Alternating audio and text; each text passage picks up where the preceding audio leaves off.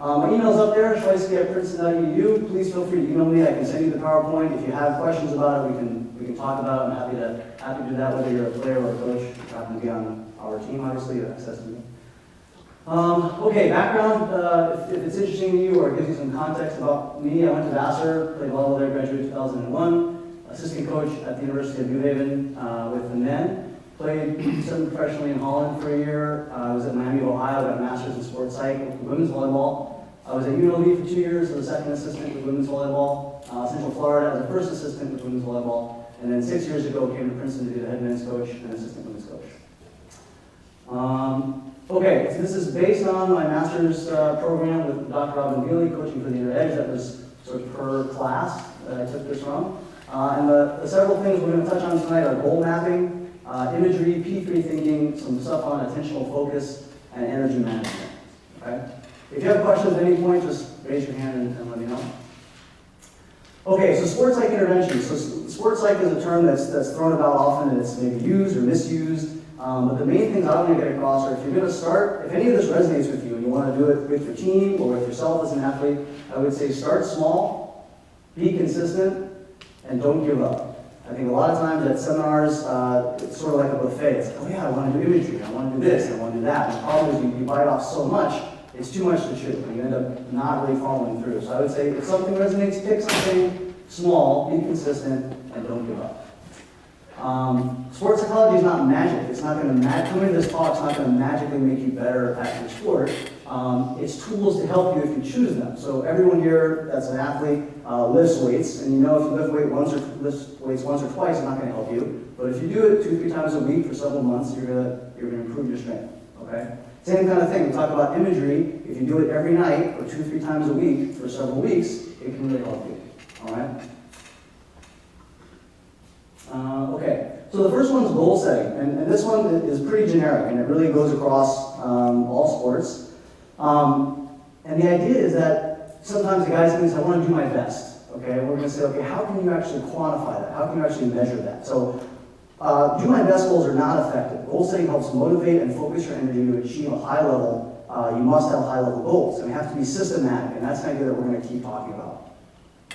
So 3 types of goals: outcome goals, performance goals, and process goals. So outcome goals, and it's important to understand the difference of different goals. Right? So outcome goals are uncontrollable results based on social comparison. So my next slide has all the volleyball examples, but I want wrestling, softball, soccer. Give me what's an outcome goal in your sport. Uncontrollable result based on social comparison. I can give you the volleyball goals: play Division I, win a championship, become a starter. Those are going to be the same pretty much in all sports. Where they differ might be performance. A performance goal is based on your performance accomplishments that are self-referenced. So in volleyball we have statistics: hitting 300, getting 2 blocks a game, passing a 2.2. What's a softball, wrestling, or soccer performance goal? Is that pause for water? Anyone think of that? No? Go undefeated. Go undefeated? Okay. That could be, yeah, so how many matches were in wrestling? How many competitions do you have? Usually have around like 30, 40 matches a year. 30, 40 matches. So you want to be 30 or 40 and up. So yeah, so that's a little bit more tangible, something about a performance. So, but a process goal, which is what we're really going to focus on, is based on the actions related to performance execution. And this is the most important type of goal. So for volleyball, we'd say passing with our arms away from our body, keeping the ball in front of our hitting shoulder. What's a softball? What's a process goal in softball? Keep your eye on the ball. Good, like a good balanced stance, maybe. I don't know anything about softball. Yeah, good mechanics with pitching. Good. What's good mechanics? Keep your elbow out in front of you. I don't know. Well, it's underhand. Okay. So clearly, I gave it. I don't know anything about it this way. Right. So underhand. That's what I meant. Underhand. Okay. So what is a process cue when you tell your pitchers? What does good mechanics mean? What can they focus on? Keep your release close to your body. Keep your release close to your body. So your pitcher comes back and she's like, oh man, I'm not, it's not working, something's wrong, and you help her focus it. Keep your release close to your body. Right? If the coach can help the player focus on the process, that's what they can control. You can't control if the opponent's going to hit the ball. You can take a great swing, you can't control if the opponent's going to block it or dig it. You can focus on the process. People get stuck when they focus too often on the outcome. You know, man, I'm getting blocked. Man, this guy's playing great. It's outside your control. You can focus on process. So process goals are great, but if you can quantify them or measure them, just say, hey, if you can keep your arm close to your body 8 out of 10 times, that's what we're shooting for. And maybe she gets 6 out of 10, and the next time she gets 7 out of 10. But if you keep them focused on the process, that's where they're going to have the most success. Writing your goals down. When I was in grad school, we did a whole study about writing your goals down. So if you have goals, and you keep them to yourself, or even you talk about them, it's not as powerful as if you write them down. And this goes for your sport, this goes for your life. So I was 25 years old, I was in grad school, and the study was saying, hey, if you write your goals down, there's a better chance, better propensity that they're going to happen. So at 26, 25, I said, I want to be a head coach when I'm 30. And I wrote it down, and I put it out there. And lo and behold, 30 years old, I got this job as a head men's coach. Now, I did things working towards that to get this job, but if you write your goals down, you have something tangible you can work backwards from. If I'm going to be a head coach, I need to make these connections, I have to go to these seminars, I have to work towards that. And it becomes more concrete and more tangible. Okay, so outcome goals are exciting and fun and daring, and they're the root of your passion, right?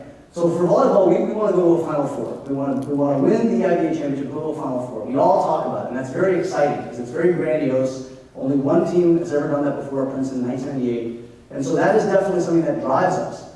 But it's not something that we want to be thinking about when we're trying to pass the ball or hit the ball. So if you want to go 30-0 or 40-0 in your wrestling, maybe you're 26-0 or 27-0 or 32-0, and you're in a match, and the guy's he's up on points in you, you start thinking, oh man, if I lose this, if he pins me, I'm going to go down, I'm not going to go 30-0. If that's going through your mind, you're not going to be as efficient and effective as you could be to win that match.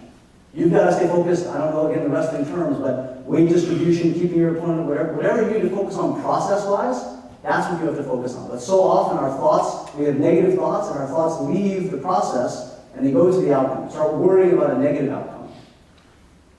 Okay? So again, we talked about performance goals are good. So again, you might talk to your athlete and say, hey, we want to keep you at, get 8 out of 10. 8 out of 10 with your arm close to your body. Something that she can shoot for, that she can control. Okay?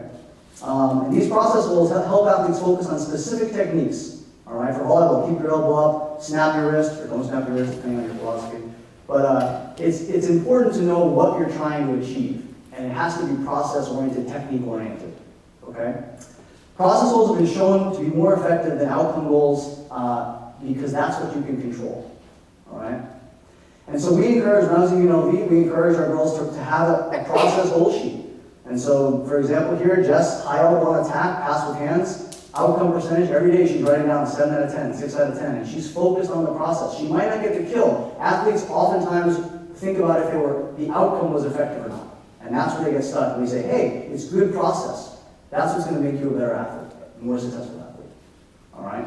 So goals have to be smart, and that's not misspelled on purpose. Okay, guys, I'll tell you I make spelling errors sometimes, but this is not one of them. All right, this is an acronym. So if you're going to have goals, they have to be specific. Okay, so general goals like playing 100% is too vague. All right? They have to be measurable, quantifiable. So you say, I'm going to try my best in practice today. That's hard to quantify. Did you try your best? I don't know. What does that mean? So it has to be quantifiable.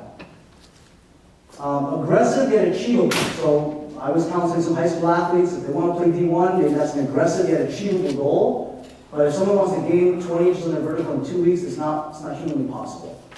Right? So you have to have a goal that your coaches can help you set a goal that's aggressive yet achievable. Relevant, individualized, and meaningful to you. It has to have resonance. Your goals have to mean something to you. Your coaches can't set goals for you if they don't matter to you. I was coaching a 17s club team once, and I was like, we're going to do this, and this, and this, and we're going to do this, and this. Isn't that what you guys want? And they're like, really? We're not that into volleyball. And I was like, okay, this is the wrong, we're in an impasse here. All right, so your goals have to matter to you. And then time bound. If it wasn't for the last minute, I would get no work done at all. People work best when they know they have to get it done in a certain time. So if you're going to have a goal, you have to give some sort of time frame to it. So I want to achieve this and a certain skill in 2 months. I want to achieve a certain proficiency by my senior year, or whatever it is. It has to have a time frame. And in team goal setting, this is just to show you the meticulousness, and I think obviously the coaches in the room work like this, but to get some of the athletes to think about it. If you want something, at UNLV, we wanted to win NCAA, to go to the NCAA tournament. We wanted to win our conference championship. So you work back from that. What do you have to do to get there? We had to beat BYU and Utah and Colorado State, win 20 home games. Then we looked at it statistically. They had to hit 275 as a team, pass it 240. So these are all statistical markers, and we work backwards to get to a very clear distinction in each position. Outside have to hit 250, middles block one ball a game. So each person knew what they had to do if we were going to reach our goal.